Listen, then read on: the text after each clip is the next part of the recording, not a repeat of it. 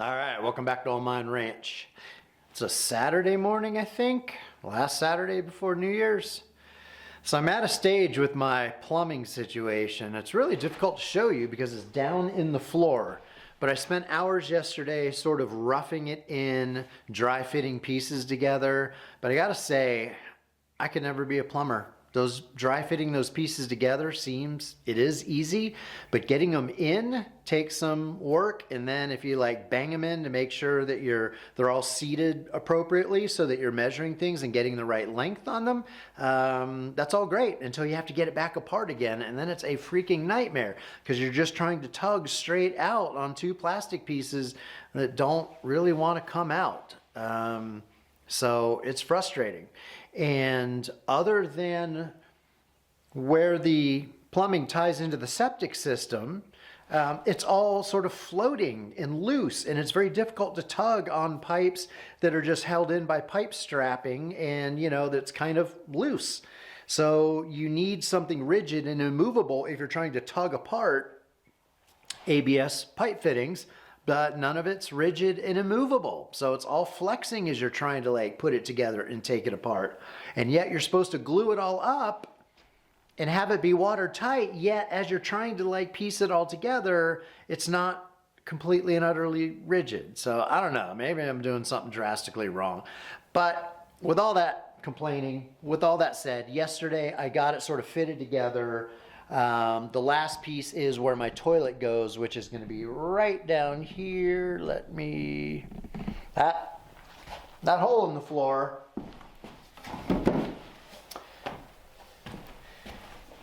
is for this guy, my toilet fitting, which is going to it has to come up out of that floor in the exact right spot where I want my toilet to be. And that's all dependent on where that bathroom wall is going to be. So that's going to live down in there, something like that. And now that it's all dry fitted in, it's time to pull it all apart and actually use the ABS plastics glue and glue it all together and hope that I do it right. And I keep saying, what's the worst that could happen? Well, I could be leaking sewage under the house and have to pull up a finished floor and fix it. I know I can test it all out, and I will do my best to test it all out. But I don't know, I'm just not a plumber, never wanted to be a plumber. But at the same time, I'm also too cheap to pay a plumber $5,000 or whatever it takes, which is probably what it would take to do all this work. Maybe more if I factored in the other stuff that I need to do. So I'm not going to really film it. I'll show you when it's done, but I'm at that stage now where it's time to play plumber today. And then once that is done, I can continue on the floor and framing in bathroom walls. So that's making progress.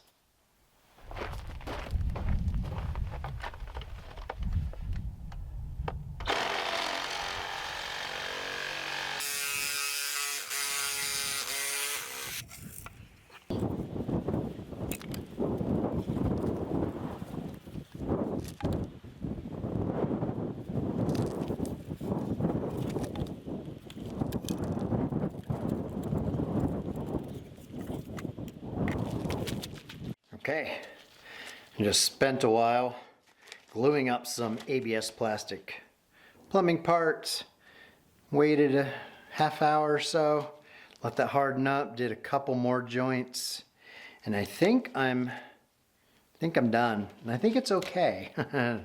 Knock on wood, let's go take a look. All right, so it's going to be a little bit difficult to tell, and I'm sorry about the bright light, but that's just the way it goes. That's my septic tie-in right there. So I just got a little up, slight bend, and into the wall right there. Oof. Trying to get the same, trying to get the same orientation. Okay, now I'm just inside the wall, and it runs under this board. And can you see me? Hello? There we go. It's in the shadow right here, but the pipe comes in. There's one joint. There's one joint that was already glued up right here. Then the pipe comes in right here, And I don't know if you can see it, but it branches. Get closer. Man, that light is brutal. There's just no way to get it so that you guys can see. There's sunlight shining directly on it. All right, maybe you can see that. There's one branch here that goes towards the kitchen. And all it does, here's the pipe, takes one little bend up through the steel rail into the kitchen. That will be a drain for the sink, and it will vent up towards the ceiling, right? So it's just one simple branch line for the black water drain on my kitchen sink. Aside from that, again, the pipe comes in, flows straight back. You can see it right here under the floor. A couple of joints. There's one right here, which is the latest one that I glued up. I just glued up, and the entire rest of the assembly comes to right there. And it's just a 2-inch vent pipe. That's a temporary vent pipe that'll go up straight through the ceiling, and a toilet flange. And then everything else about the bathroom, here's where my bathroom wall will be, right here. Everything else, the vanity, and so the sink drain and vent piping will tie in right inside the wall that will be floating in space right here. And that can come later after I frame up the wall. So I'm making good progress. I didn't get angry, I went slow. And getting those joints, pipes together is easier when there's that glue on there, because before it sets up, it's like a lubricant. So everything slides together. I used a ton. It dripped a lot and I wiped off the excess, but they say that's what you're supposed to do. Like put it in, give it a little turn. So once that sets up, theoretically, I can come back out here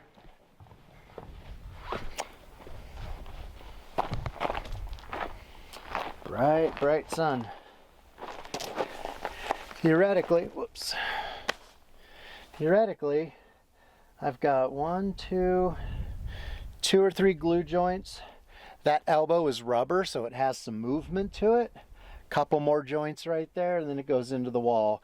And the part that goes into the wall, it's just resting on dirt through a hole. And I have a little bit of play, and the rubber boot gives me a little bit of play, the rubber 90-degree elbow there. And it's not under pressure, it's just DWV, drain waste vent. And that's it.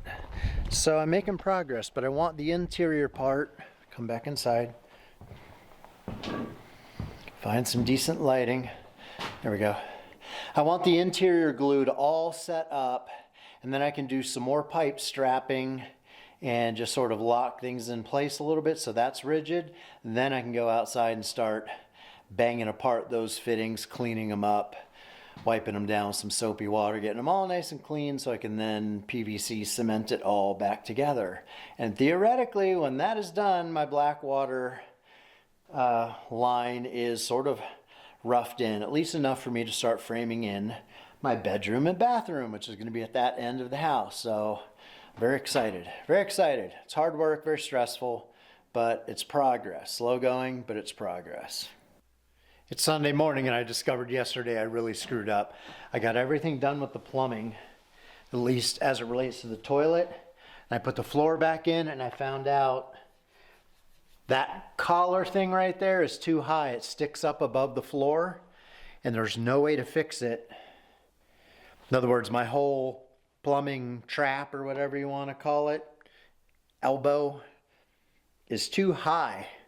And I can't lower it because then it ruins my fall, which is already established all the way out to my septic system. So I need a elbow with less throw, which I have. I've got this, what they call a 4x3 street elbow. So the toilet flange sits on top here, and it just goes straight down and connects to my 3-inch pipe. This is significantly shorter, so this will correct the problem, but that means I have to get down in there and cut out $50 worth of plumbing fittings, throw it away, and clean up the cut and glue this one in, blah, blah, blah. So I had to get up. Oh, and I had everything on hand to do that except for 4-inch pipe. So I just had to go drop almost $30 on some 4-inch pipe just to get a few inches of it. But that's the way it goes. So I'm very disappointed and frustrated that all didn't work out, and I didn't figure it out until I was basically putting my floor back down and about to say, my toilet plumbing is done. And then I looked at it and I thought, oh my gosh, I can't get my toilet flange on there low enough by about 2 inches. So a lot of rework. It's going to take me about an hour, so I'm going to do that, and then I'll show you how it comes out. Wish me luck.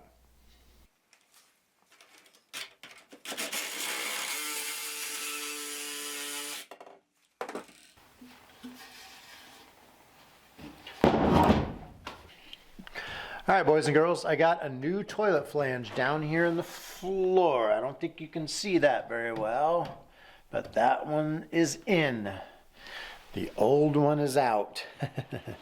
And then if we walk towards, whoops, the south end of the house, I know it'll be extremely bright, but I'll just show you. I've got the end that goes into my septic tank. That is all plumbed except for, go over here, this little rubber boot right here that just has to turn and rotate and connect up to this pipe right here. So aside from that, this is all glued in, and that is all glued in, and I just have to connect up the rubber boot, which I'm not going to do right now because it is just ridiculously sunny out there. Like, it's perfect weather. It's like 72 degrees, gentle breeze, dry. It's gorgeous out. But with no cloud cover and being so dry and me being so fair-skinned, that sun is just beating down on me like a laser beam. It's really crazy how intense the sun feels on my skin with a lack of melanin. Anyway, so I took a break. I just came back out. I'm going to try to put the floor together now. And then my next task is I'm going to try to do some insulation in this area so that I can then put OSB down. And that's probably it for the day. But all next week, I'm going to be continuing on doing more floor joist raising back there, putting more insulation in, and just continuing to make progress towards that south wall. But as I've said in several other video clips, as soon as I get this in here, theoretically I could start framing in a bathroom. Well, once I get the underlayment of the floor put down, but I'm definitely making progress. This last 24 hours seemed to be a bit of a waste with as much time and effort as I put into doing that, and then having to cut it out and completely redo it. That was a bummer, but that's how you learn, right? That's why it's called DIY. All right, it's after New Year's now. Welcome to 2025. Hope so far it's off to a good start for you, for the country, for the United States. It started off with some chaos.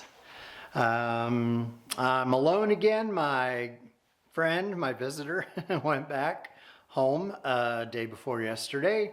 So I'm back to work in two ways. One, I'm back to work on my day job, but it's a little bit slow because everybody's still on holiday, but I'm doing the day job. And from time to time, I come out here to the main house and look around and plan the next phases. So I've made some progress on the flooring. It's not all that exciting to show you. And I just also wanted to share that I've removed the subfloor all the way along this east wall to the back southeast corner. I don't know if I've ever pulled up that subfloor. It's been down for a good 3.5, maybe 4 years since, before I bought the property. But I pulled that up, a little bit of rodent leavings in there, but nothing insane, no nests, no snakes, no scary stuff under the floors at all. So I've got some foam in already. I did 3 or 4 bays yesterday. The nice thing about doing these where there's steel joists, when it comes to insulating the floor, is the width is fairly uniform. So I double check the width. You guys can tell me. Let me show you something. On my tape measure, there's a diamond right there at 19 3/16. 19, I don't know what that diamond represents, but that is the exact width of my steel floor joist. So I just double check that, and then I can go out to the table saw and rip some of the thinner foam with the foil face that goes down as the first layer, and then I just leave the table saw fence at the same place, and then I rip the polyiso foam, the thicker stuff that goes on top, and then you've seen me do it before, but then I put some construction adhesive on the tops of the floor joists, put down the thin metal strips that are what elevates the floor by 1/4 of an inch. And once that is all dried and ready to go, I can cut and put down OSB. I'm hoping to reuse the original OSB because it's in good shape and it is cut perfectly for the right size for the most part. And then I'm going to come back and work on this big open section of flooring in here. I've got some wood just sitting there so I don't fall in, but I've still got another, I've still got about another dozen floor joists to bring up or sister up and get all level. And then I have about another 8 to 10 feet on the far side of the steel joist, the opposite corner to do. But I'm making progress on the floor. I'm about 60% done. It's been a difficult, challenging couple of weeks, but if I put my head down this weekend and just grind and grind, it's no fun work. It's gonna be nice weather though. Perfect freaking working weather. So if I just put on the mask, cut all that, foam insulation, get it down in there. It's really frustrating, but I've got my methodology down. I'm getting faster at it now. I've got my method for ripping nice flat floor joists and getting those sistered up. And the plumbing, the Blackwater plumbing stuff is, for the most part, done. I'm a little nervous about covering it all up, but, at some point you just got to commit and say, I did the best that I could on the floor, on the plumbing, and just cover it up and start building. So that's where I'm at. I'll shoot another clip and give you an update here when I have something worthwhile to show. Don't forget to like and subscribe.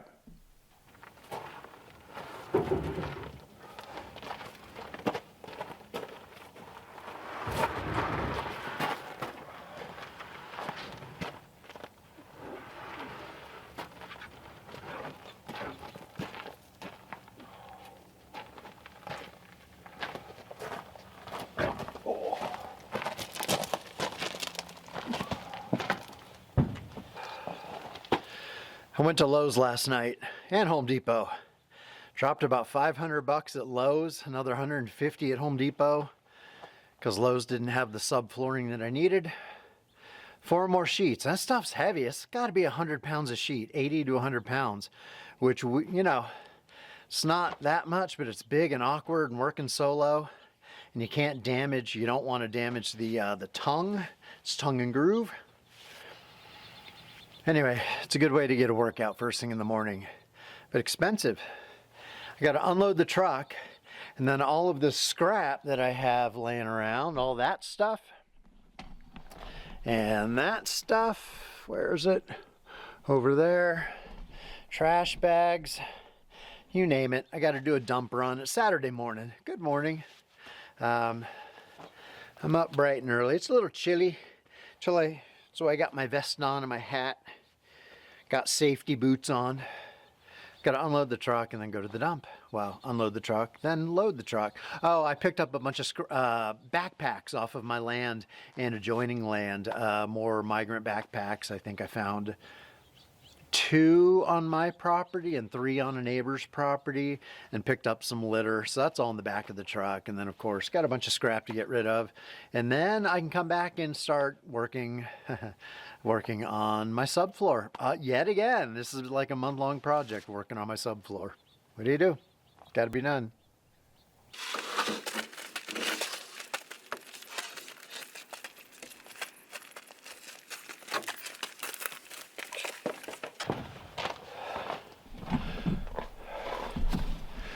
I'm winded now. Speaking of which, it's going to get windy today. Beautiful weather, sunny and nice, but a little windy. I was feeling it just now on that last sheet. Wind kind of caught it.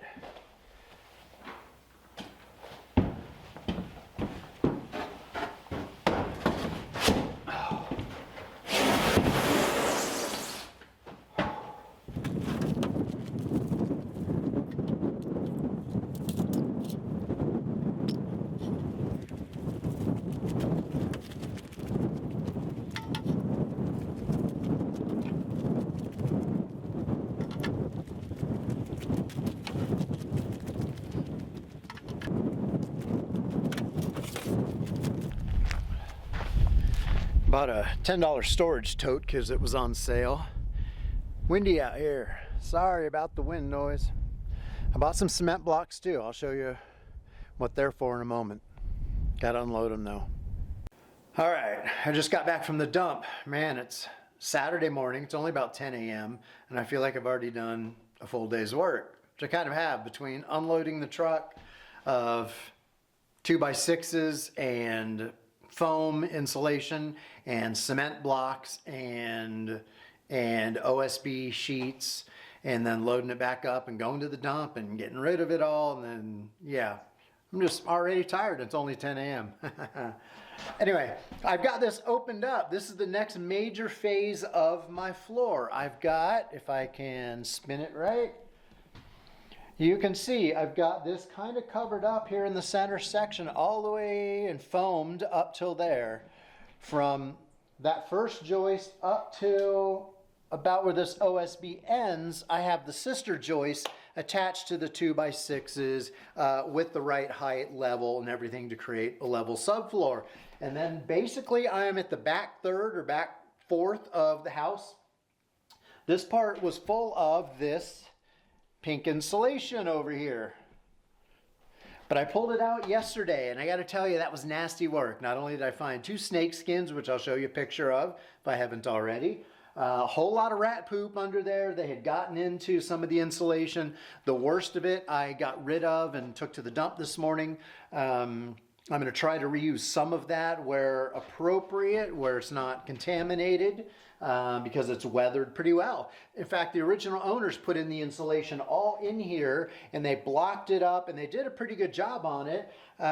The only reason I'm opening it up and taking all that out is, again, because the floor joists are just about 1/4 inch too low, given the steel rails that then protrude up. So I'm having to basically undo their work. I've got to knock out all these supporting blocks, which are nailed in with about 3 or 4 nails each, which means I'm probably going to use a Sawzall and just cut right through the nails. I mean, I could bash it with a sledgehammer, but then I'd have all these nails sticking out. Sometimes it's easier just to go straight through with a Sawzall with a good blade. And so I got to get the support blocking out of there. Underneath is a bunch of heavy, I don't think you could, it's showing up on camera, but see how it's kind of dark under there? Well, it's a bit of a pit that's about 4.5 feet deep, and they lined it with black, heavy, thick plastic, I assume to keep some critters at bay. And it's kind of fallen apart just a little bit. So I'm probably just gonna let it be down there. I'm not gonna mess with it too much. But as soon as I get all the floor joists brought up to the level they need to be brought up to and basically done with that, I am going to, I don't have a visual aid to show you, but I have 2 support jacks and I have a beam and I have some cement blocks. And if you put all that together, you get cement blocks on dirt, support jacks, and then a beam that's going to run under about 6 of these floor joists, since that's a big open area that spans about 12 feet. And that is going to be my main living room area in the future. I want it to be fairly stable. And even though the steel structures are reasonably well supported, I wouldn't mind having some additional support. So I've got the jacks. They were actually left by the previous owners as well. They're the kind you would use, like threaded jacks that would basically support a foundation. So I bought the blocks from Lowe's yesterday. They're fairly thick, and then I'm going to stack up as many as needed. I'm going to have to make a beam out of spare 2x8s or 2x10s or something, whatever I've got scrap laying around. I'll figure that out. And I'm basically going to put some support under all those joists, and then I can go ahead and put the OSB down or put in the insulation, 2 layers, just like everywhere else. The foil layer, then polyiso, 2-3 inches. Do some spray foam to take up any gaps as needed, then put the subfloor back down and call it good. Once that is done, I pretty much have to move over there to where that lumber rack is. That 12 feet will be the last section where I've got to pull up floor and do some work. So I'm about 60% done, 70% done, somewhere in there. I've got today, all day tomorrow. I'm hoping to just completely at least finish this section, since that is the most difficult, hardest work. But I would love tomorrow, if I have the stamina in my back to get on, you know, it's hands and knees work to pull all that up and to do that, and it's no fun at all. But we'll see how far I get this weekend. But that's my project, and that's the status.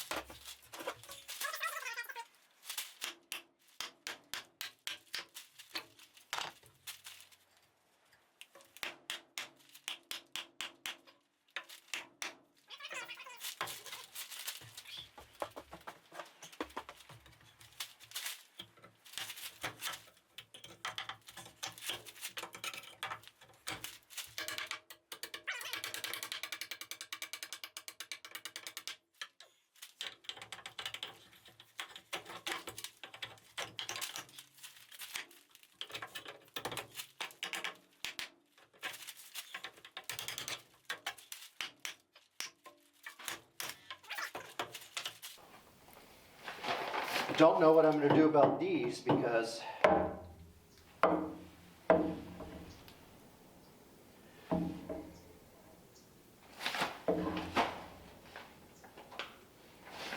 may just sister up a board right here, and then on the cross supports do the same thing. I'm not sure exactly. I'll figure it out as I go. But all these need to come out. All right, boys and girls, I got all of the joists done all the way up to the last section. I got a little issue with the fact that my glass doors only have a little bit of clearance. So if I raise up the floor too much, I'm not going to be able to open my glass door. So I have to be careful to taper that down. It might drop maybe 1/8 of an inch towards the glass doors. I need all the clearance I can get. Also, let me get over here without killing myself. Walking on joists. I don't know if you're going to be able to see this with the bright sunlight, but there is a bit of a block wall right here, and there was a bunch of foam sort of sealing that block, sealing the block. Whoa. There was a bunch of foam in there sealing that block, but I can see where rodents had gnawed holes in the foam to get inside. So they were coming in around my sewer pipe, my black water pipe, coming inside the cinder block and then hitting a layer of foam, chewing through that, and then they were having free access under my floor. So I'm having to not only make some small, add in a bunch of bracing there to bring that up just a little bit, and there's only sections that are maybe 12 to 14 inches long. So I had to cut down some of my 2x8s and 2x10s to fit it in there. And as I'm doing that, I'm taking pieces of 2x4, cutting away the foam, putting the 2x4 in where the foam was taking up the gap, and make the wood the barrier so that the critters can't, chew through the wood. I suppose a beaver could, but we don't have those beavers in this part of Arizona. So yeah, it's slow going, and the sun is cooking me. Even though it's a beautiful day in the low 70s, high 60s, with the sun coming in these glass doors right here, as you can see, super bright outside. The sun is cooking me, so I'm trying to keep these foam sheets here to block the sun just a little bit, but makes for difficult work. So anyway, back to piecing in wood down here until the job is done.